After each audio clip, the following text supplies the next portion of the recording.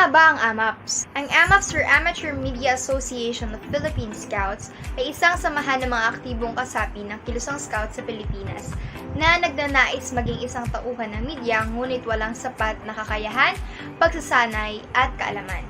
Kami ay naglalayong magsanay at magturo ng tinatawag na responsible media practice sa mga kasapi nito at gamitin ang mga social media and video sharing platforms para mas mapakalat ang ideolohiya at aral ng scouting sa Pilipinas. Kasama rin sa paninindigan ng AMAPS ang pamumuhay sa matiwasay na paraan upang makamit ang Sustainable Development Goals ng United Nations. Nakapaloob rin sa AMAPS ang Pinoy Scout TV na isang online channel kung saan mapapanood ang mga scouting talk shows, vlogs, webinars na pinamumunuan ng mga AMAPS regular members. May ilang shows din naman na pinapatakbo ng mga AMAPS honorary members, bagamat ito ay hindi regular kagaya ng iba. Ang pandemya ay nag-uudyok ng malubhang kawalan ng pag-asa, ngunit hindi tayo mapipigilan ito. Nagsusumikap kaming magkaisa laban sa lahat ng mga pagsubok at hamon na dulot ng pandemyang ito. Kaming mga miyembro ng AMAPS ay inaanyayahan kayong lahat na sumali sa aming organisasyon upang mapalakas, mapatibay at mapayaman ang ating samahan. Kung ikaw ay may talento sa pagsusulat, pagsasaliksik, pag-uulat at husay sa pakikipagtalastasan, baka ikaw na ang aming hinahanap at dapat na mapabilang sa aming organisasyon.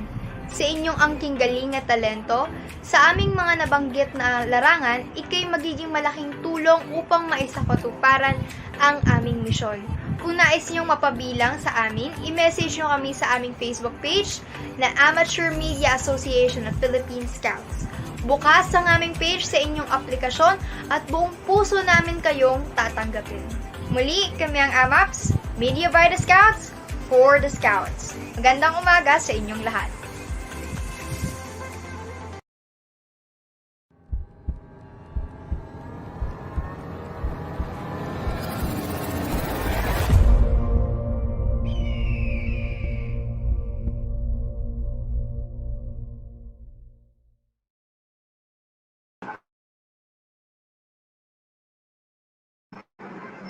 Ayan, good morning Scouts sa mga nanonood ngayon.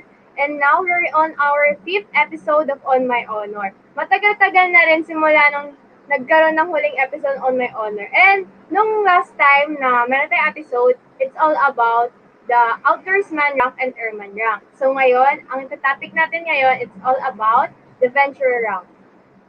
For a period of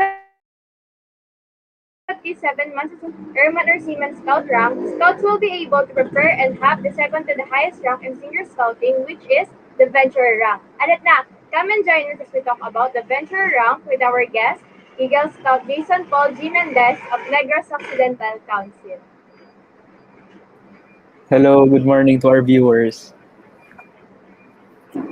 Good morning, sir.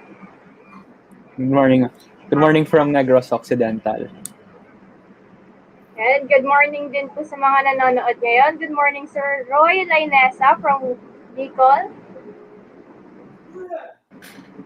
Good morning din to John Garunay Garado of Quezon City Council. Good morning po sa inyo, sir. And thank you for supporting our show. Ay, bago pala tayo mag-start, I am Senior Scout Joanna Maral Arcedego of Quezon City Council, kung saan nandito mga nagaganda na gwagwapuang mga artista. Dahil ito ang tinaguri ang City of Stars. Ikaw, sir, saan po pa kilala yung council nyo? So again, I am Eagle Scout Jason Paul Mendez from Negros Occidental Council. Pero I live at Bacolod City, which is the City of Smiles. Yan po. City of Smiles. City of Smiles pala kilala kayo. Kaya pala ngiti-ngiti talaga si sir. Sige. So before tayo mag-start sa pag-tackle sa Venture rank, sir, kasi dami kong nalaman about sa'yo na nakakasana all talaga. Yeah. Sana all talaga. Ikaw ay isang ayun. Isang participant World Scout Jamboree, tama po ba, sir? Yes po, during sa 24th sa Pwede po ba kayong America. magkwento? Pwede Sige. po ba kayong magkwento about sa experience niyo po doon? Sige. So, during the 24th World Scout Jamboree, syempre, it was a great honor to represent yung Philippines to almost 161 countries that were gathered sa US. And then, actually, one thing that really made my Jamboree complete was seeing different scouts all over from the world. But syempre, it wouldn't be complete without the Philippine delegation. Even though we just met each other like one day before, pero we had the best friendship ever, especially during only lasting the World Cup Jamboree only lasted for 2 weeks. And then we made great friends Tagal-tagal din and po. we became closer. Opo. And then there was a lot of activities naman like one of the best activities that I've joined there was yung marksmanship. They had a lot of activities where you can shoot a gun and then different types of guns naman. There are also activities like archery, uh, wall climbing, uh, and then marami pa. So ganyan. And then yung food experience doon is also amazing kasi there's like a grocery shop in which you can just go inside and then use your phone to get points or your parang payment nyo. And then you can get anything that you want for the whole duration. Grabe, So yeah. nakakainggit. Napapasana all din talaga ako eh. Alam mo ba sir, talagang ang daming scouts na talagang nagkasana all that time na sana kami rin nakasali sa 24th World Scout Jamboree. Sa kwento mo pala talagang nakaka-excite na yung mga experiences Opo. doon. Sana all talaga. And bukod dun sa pagsali mo sa 24th World Scout Jamboree, ikaw din pa yung nakasali sa National Scout Youth Forum. Tama po ba sir? Opo, ang yung latest youth forum sa online lang, virtual. Ano po yung mga experience niyo po doon? So actually, I was elected as the vice chairman of the steering committee. And that was my Nice. first time to be part of the steering committee kasi that was my first National Youth Forum and that year was the first time na nag-took part ako sa youth forums. And I was not really sure kasi yung chairman namin and yung secretary was also first timers as being a steering committee. So actually everything went good naman and it was a great experience na din. Everything was successful and all the resolutions that was passed were really good. Nice yan. Maganda talaga na ma-experience talaga ng isang scout kung paano sumali sa youth forum. Naranasan ko na rin yan dati and syempre nakaka-excite at nakakaba. Halo-halong emotions yung mga talagang maranasan mo dun. And syempre hindi lang yun. Nagkakaroon din tayo ng mga friends. Tama po ba, sir? Yes po. Even though it's virtually lang, you can meet a lot of friends. Yes, sir. Yan, sir. Start na tayo about sa pagtahan natin sa Venture Scout. Kamakailan lang, sir, ikaw na-awardan na po ng Eagle Scout Rank. Tama ba? Opo, nung Valentine's Day, February 14, yung nakapasa ko sa board. Grabe. Nung Valentine's Day lang po pala. Ngayon, sir, magtatakal ako ng mga requirements po sa Venture Rank and gusto ko po kayong itanong about dun po sa mga requirements na yun. First requirements po sa Venture Rank is dapat po masatisfy ng isang scout, yung parents nila and yung scout leaders nila na nagagawa nila yung best nila para mag-give sa scout oath and law and senior scout code. Kaya po sir, sa inyong palagay opinion po, paano po magagawa ng scout yun? Paano po mapapakita ng scout na sila ay nabubuhay sa under ng scout oath and law and senior scout code? Sige, for that question, first of all, when you join scouting, you should have respect to everyone. Kasi it all runs down on how you respect people eh.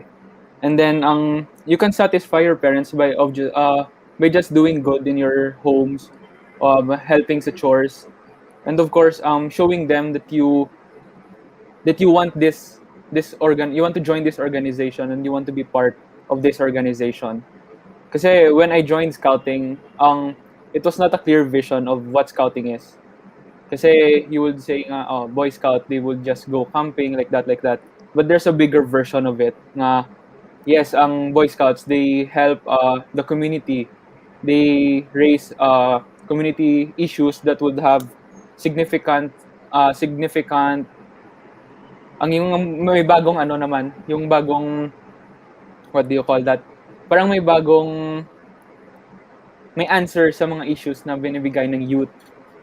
So, ganyan. And then, para sa scout leaders natin, you should show them your perseverance in doing these things. Kasi it doesn't take a lot of things to do para magiging isang scout. Those simple steps would make you a better scout naman. Tama, sir. Kasi di ba yung parang yung mga normal students, yung mga normal citizens talaga, ang kala talaga nila, yung scouting is all about camping sa, maglalaro Camping. tayo, ganyan-ganyan. Ayun. Clarification po, talagang scouting, hindi lang po kami all about camping.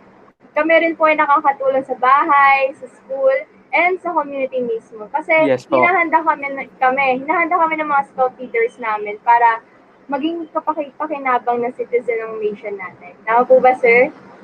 Yes, tamang-tama eh. Sir, now, bukod po doon, sa inyo pong opinion, how does Scout Outdoorsman determine which values beliefs need to be changed or improved to make a better community? Can you repeat yung question, ma'am? Nag-lag eh. Ay, sorry po. In your own opinion, how does Scout Oath and Law determine which values or beliefs need to be changed or improved to make a better community?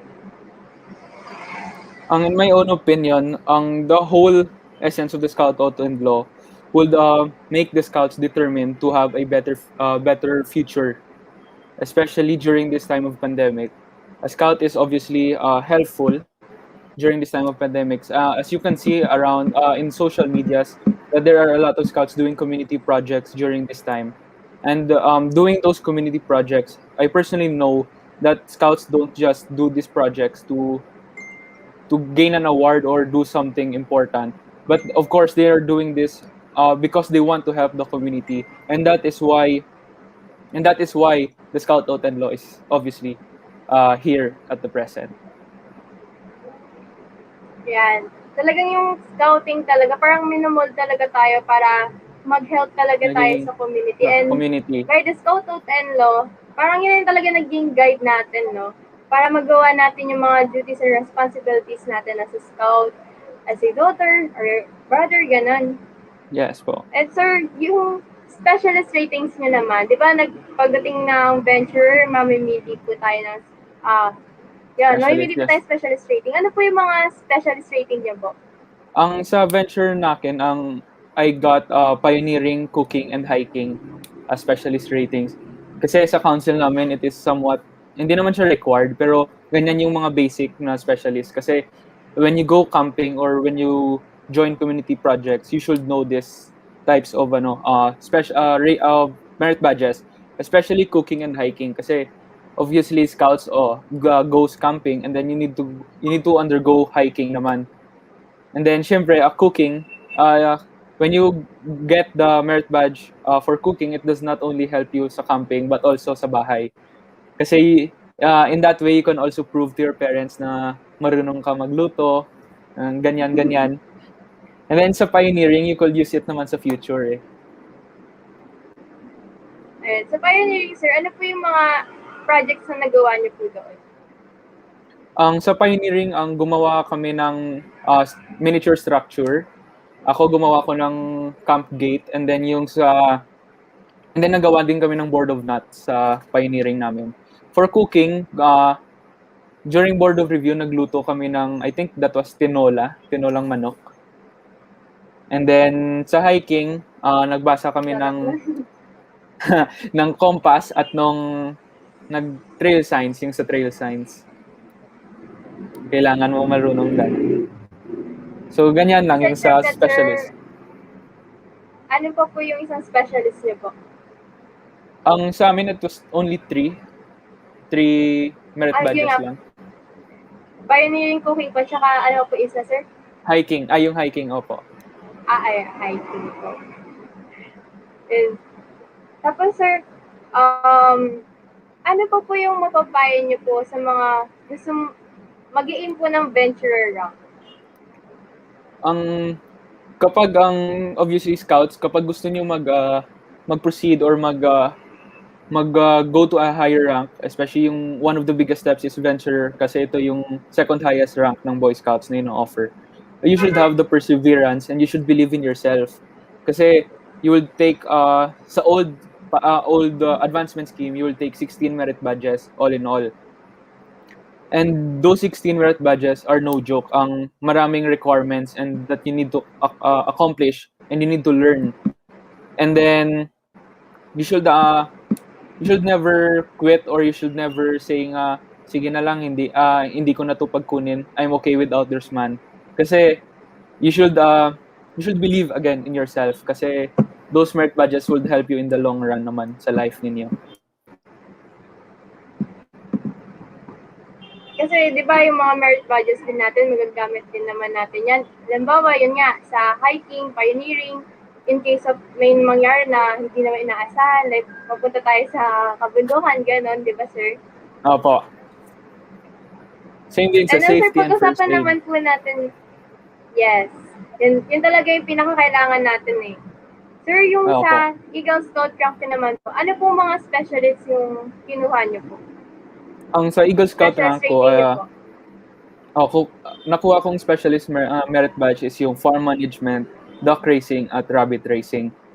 Kasi during those times na nag-apply ako, I was involved sa amin farm, and then obviously kasi involved ako, I like, na-inspire ako to take up these types of merit badges kasi it will teach me as a scout and of course as a person on how to do these types of things sa amin farm.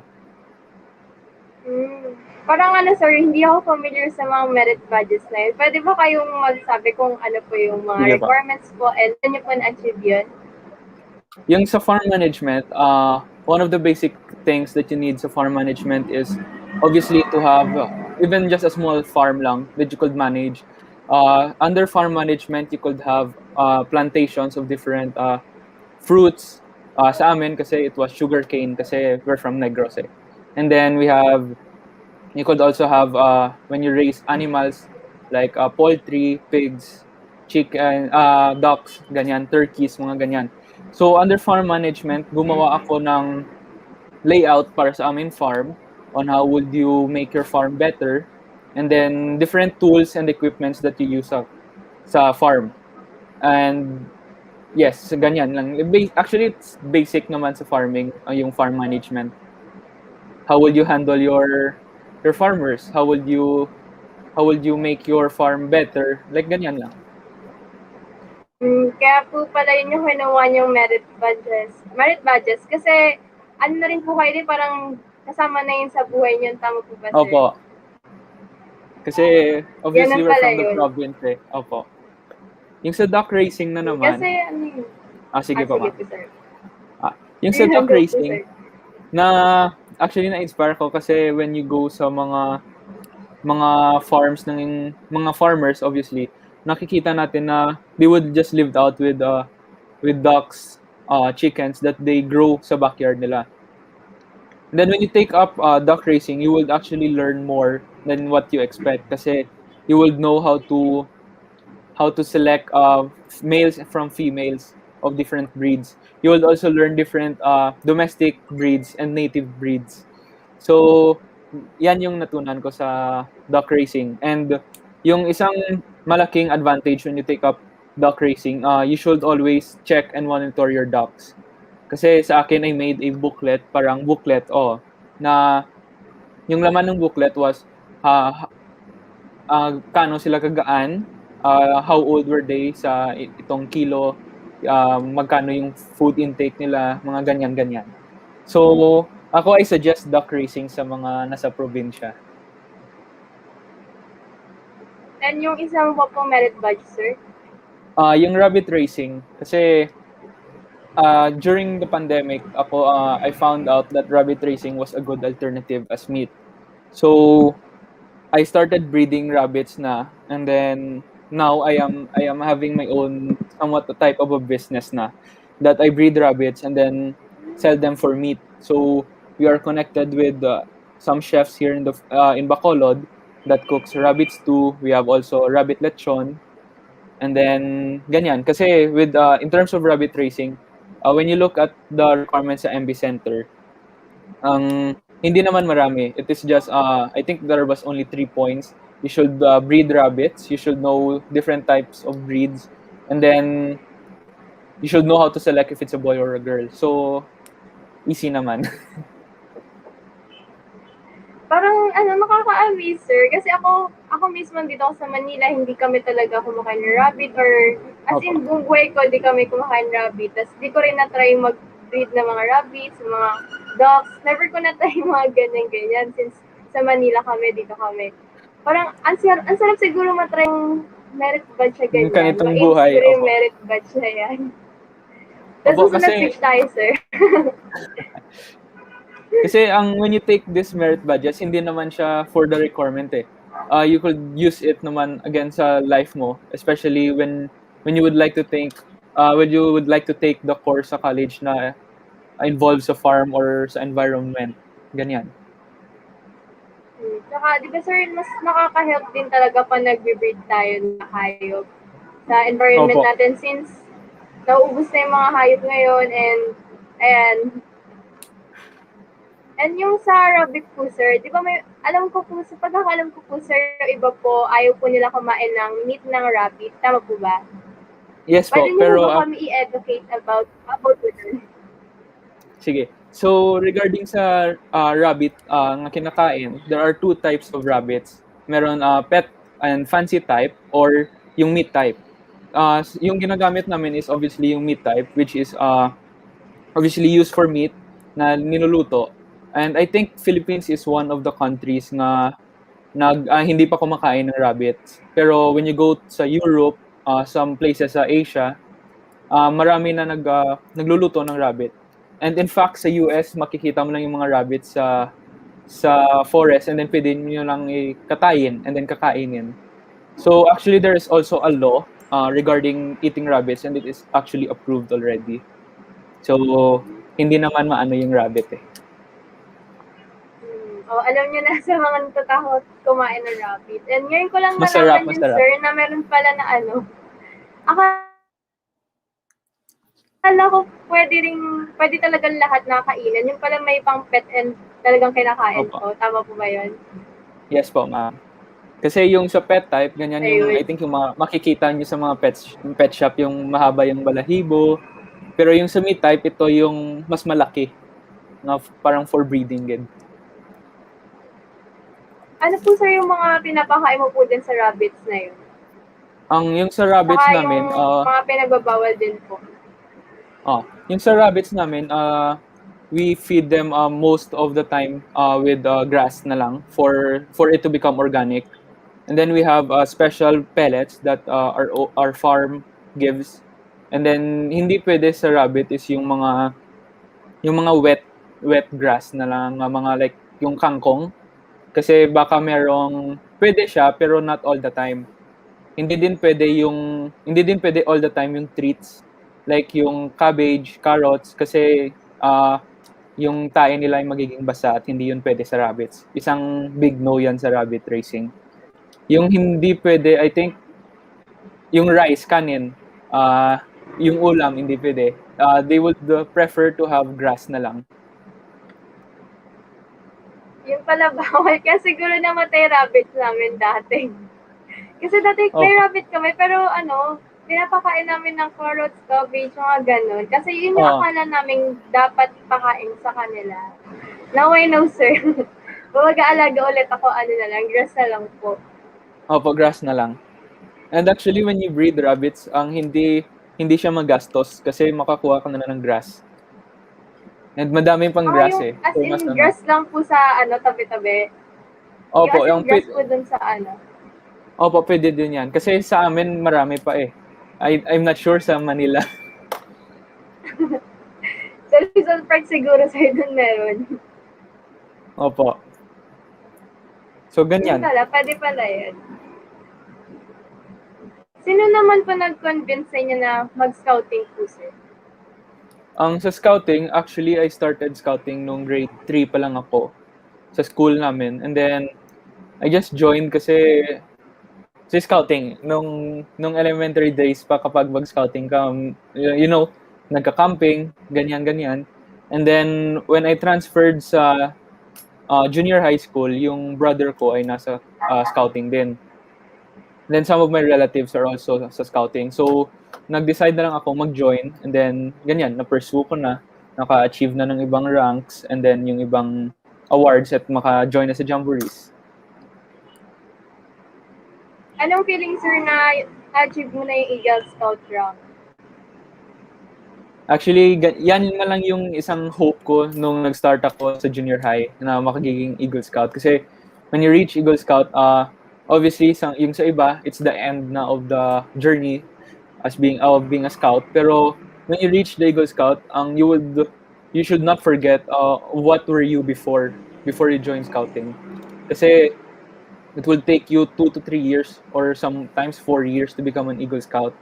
So, Yes, sir. ganyan, yung sa akin, when I finished the board of review, I just remembered or just thought of me when I was still at grade 7, kung what type of person am I, and then ganyan. Ayun, sir. Naalala ko yun yung part ng board of review na may papangako tayo kung anong gagawin natin after Eagle Scout rank, pag nakapasa tayo, Opo. ganun. And syempre, mas maganda talaga kung babalikan natin yung sinimulan natin kaysa mag-stop lang tayo dun sa pagiging Eagle Scout natin. And Yes ayun, po. talagang after ng Eagle Scout, syempre, kailangan din natin i-give back kung ano man yung natutunan natin, kung ano man yung nabigay ng mga scout leaders natin by teaching other scouts din. Tama po ba, Scouts sir? naman. Yes po, yung sa amin, sa akin, I would the things that natutunan ko sa board of review sa iba't ibang trainings ay dapat natin ibigay sa mga lower batches, sa mga bagong breed ng scouts kasi para malaman din nila. Yan. Tapos, sa susunod naman, sila naman yung magtuturo. Opo. Ano naman po yung mga reminders na gusto niyo po sabihin dun sa mga lower ranks po? Ang reminders, pwede din, you should, yung mga pwedeng reminders. You should never give up. Aim high lang. Kapag parang medyo mabigat na kunin yung isang rank or yung isang merit badge, yung mga requirements, you could skip that merit badge or kapag mag-review ka, kapag parang hard siya matutunan, you could skip that merit badge and then slowly by slowly taking up those merit badges. Kasi you should also, again, never give up kasi our board of review for Eagle Scout was canceled, I think, 3 to 4 times hasta nakakuha kami ng slot ulit. So, Sir, alam mo yung excited ka, tapos mauudlot yung BOR niyo. Nakakaloka. Yung sa amin, ano naman po, sir, yung sa tingin niyo pong sige po, go po, sir. Sige, okay lang ba? Ayun, tanong ko lang po, ano po yung sa tingin yung pinakamadali at pinakamahirap na requirements po sa pagiging Eagle Scout? Yung pinakamadali, of course, is yung marunong ka sa scout ideals. Kasi that's the main core of being a scout. And yung pinakamahirap is of course doing your paperworks. Paperworks, covering up those merit badges, getting the signatures of your counselors, ganyan. And of course, learning about the merit badge. Yun. Kasi di ba sa pagkakatanda ko, simula membership hanggang Eagle Scout, talagang laging inulit-ulit yung scout ideals. Yes na po. Kailangan ito memorize mo to. Talagang as in master na natin dapat yan as a scout. Pero kapag when you memorize when you memorize yung scout ideals, dapat hindi lang just to memorize, pero you should memorize it from your heart. Dapat malaman mo yung real meaning ng scout ideals kasi it will be useless naman kapag you memorize the scout ideals pero you don't know the real meaning about it. Tama, sir. Saka mas maganda talaga isinasa buhay natin kung ano naman yung natututunan natin sa scouting. And sir, kasama din sa merit badges yung emergency preparedness. Tama po ba? Yes po, sa Na venture. na-aim po natin yan. Ano po yung mga requirements na ano po experience niya nung ini-aim niyo po yun? Emergency preparedness was 2 years ago ko na ni-cover yung ganyang merit badge. Yung sa amin, we were required to prepare a emergency plan yung sa bahay namin on in case of a fire, flood, earthquake, saan magpunta yung family members. And sa camping, we were taught, of course, first aid, safety. So, yan yung mga basic merit badges na dapat malaman ng lahat ng scouts. Magbigay po kayo ng example na mga natutunan niyo po din sa emergency preparedness merit badge po, sir. Yung natutunan ko sa emergency preparedness was paano yung mag-prepare ng yung life kit nyo. Like, sa amin, we were, I did the life kit with putting canned goods inside na lang of a pack with a flashlight, first aid kit. And then, nire-recover every 6 months na mag-change ng canned goods para in case of an emergency, you could just use that and bring it with you. That is one of the most important na natutunan ko sa emergency preparedness.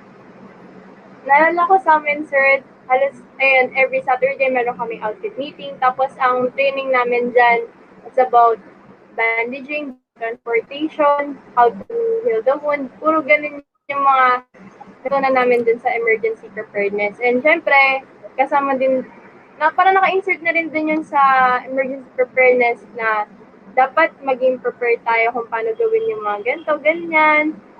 Opo. And yun sa mga incidents, anong gagawin kapag merong mga sunog or anong gagawin kapag may nakita Kasi you wouldn't know kapag the time will come na you would need those skills eh. Siyempre sir, kasi may mga bagay talaga na di nating inaasahan na bigla na lang mangyayari. Kaya dapat talaga, as a scout, be prepared tayo.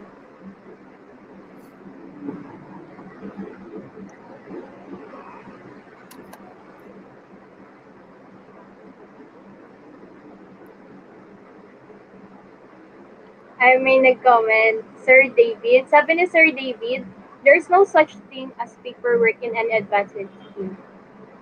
And wag po sana natin isipin na it compromises sa program. Syempre, it's not about paperwork lang. Talagang dapat isinasabuhay natin kung ano man yung mga natututunan natin sa scouting. And yung mga natututunan natin sa scouting, yung mga tinuturo sa atin, hindi naman yung tinuro sa atin na dahil gusto lang nila. Syempre, gusto din nila kasi i-share natin sa iba bilang scout kung ano man yung mga natututunan natin. Tama po ba, sir? Yes po, tama po.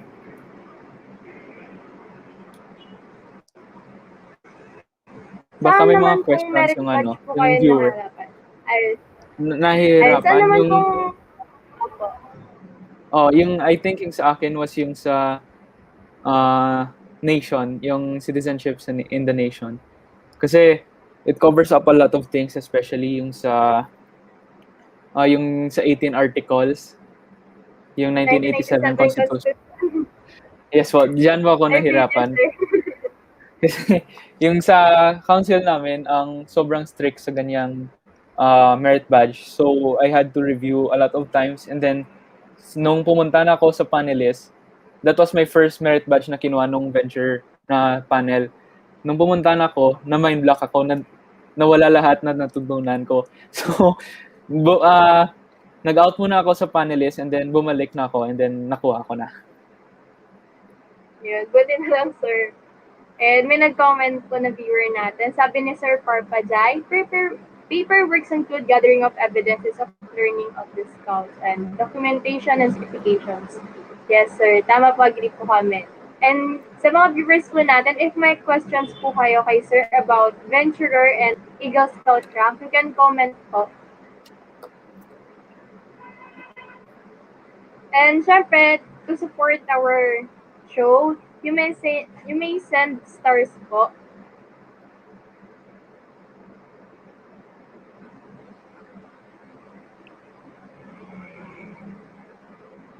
Sa inyo, ma'am, what was your your specialist rating ng Eagle Scout? Yung kinuha ko po is journalism, art, and Rizal Law. Well,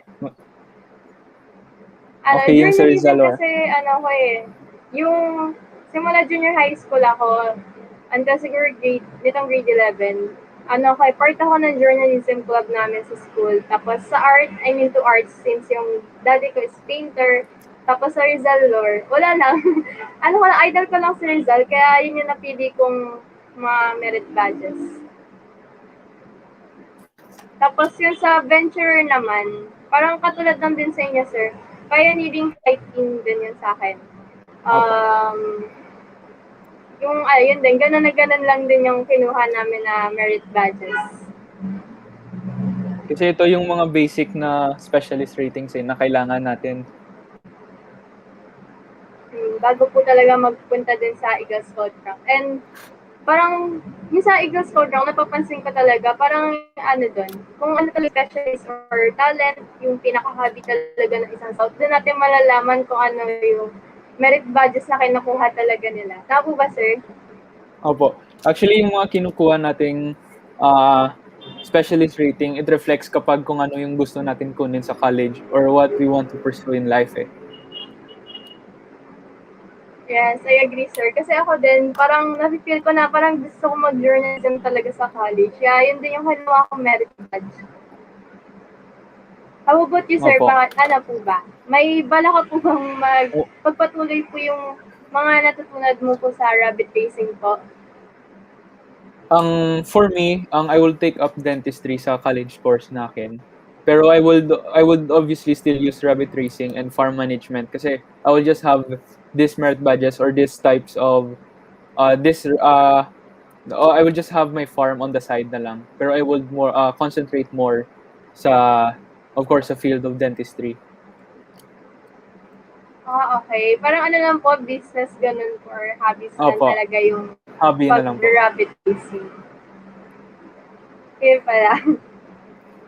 After mo naman po maging Eagle Scout, sir, ano po yung mga balak niyo pong gawin?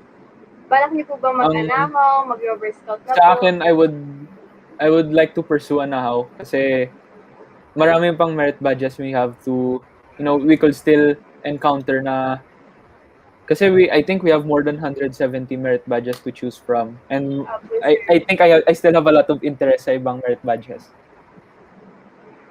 Pwede po ba malaman kung anong merit badges po yung mga yun? Na gusto niya pong makuha pa, sir? Sige po. Yung sa akin, I think the next merit badges I will take is photography, bookkeeping, and business. And then yung sa, kasi, I don't know, pero it's kind of, in my lang, na about business. And then yung sa photography, kasi I like man to take photos, so why not na lang.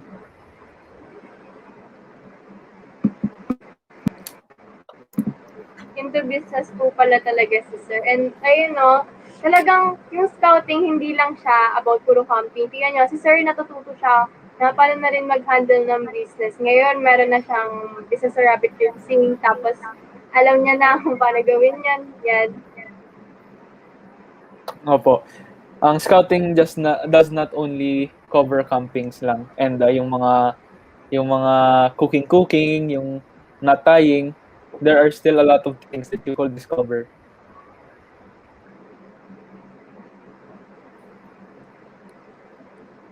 So ngayon, sir po, paano niyo po nagagawa po yung mga outfit meetings niyo po sa outfit niyo po? Sa amin outfit, we have video conferences na lang via Zoom or Google Meet. Pero obviously it's hard to cope up with the different objectives kasi it's not like before face to face kapag someone has an idea of a certain project or a program, mas mabilis nila masabi. If online, sometimes may mga difficulties and hindi mo makita yung reactions ng mga tao. Yes. Pag online, ang daming barriers talaga na kailangan nating lagpasan no, sir? Yes po. Pero tuwing kailan po yung outfit meetings niyo po, sir? Yung sa amin, we have our yung meeting ng mga officers is every month. And then may mga weekly reviews kami for the outfit itself. Sa review, yung na-cope up namin yung mga required merit badges, mga ideals. At least kahit in the middle of the pandemic, hindi makalimutan ng mga scouts yung scouting.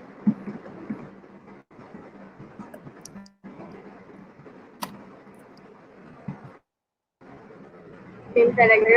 So yun, sana may natutunan yung mga viewers natin ngayon about sa Venturer and Eagle Scout rank. Lalo na sa mga merit badges si Sir. Kasi for me, sobrang rare ng mga merit badges na kinuha ni Sir. Parang siya pa lang yung unang tao na nakilala ko na kumuha ng mga merit badges na gano'n. Let's say hi to our viewers muna. Good morning po, Sir Kura. Good morning po, Sir Paul Kevin. Thank you for supporting our show. Good morning po sa inyong mga viewers. And ano pa po may dadagdag mo, Sir, dun sa mga sinabi mo po kanina? Yung regarding sa ano po? Yung sa merit badges? Apo, and yung sa mismong Venture and Eagle Scout rank po. Opo, yung sa Venture and Eagle Scout rank, kailangan natin yung crew or yung batch natin sa scouting. Kasi you wouldn't, it's possible to take up those ranks individually. Pero kapag yung friends mo, yung co-scouts mo, andyan, it's better to have them kasi may guidance and they would show you, they would offer you help in different terms, you know, especially when you're taking up venture. Possible na meron tayong alam na din alam, tapos meron silang alam na din natin alam. Parang nagka-share lang ng thoughts, parang yun talaga yung gusto natin. Yes. And so muli, I am Senior Scout Joan Mariel Arcediego, and this is Sir Jason Melendres of Negros Occidental Council. And thank you for watching our show. Hanggang next week. Bye-bye. Bye. Thank you, everyone. Thank you for watching.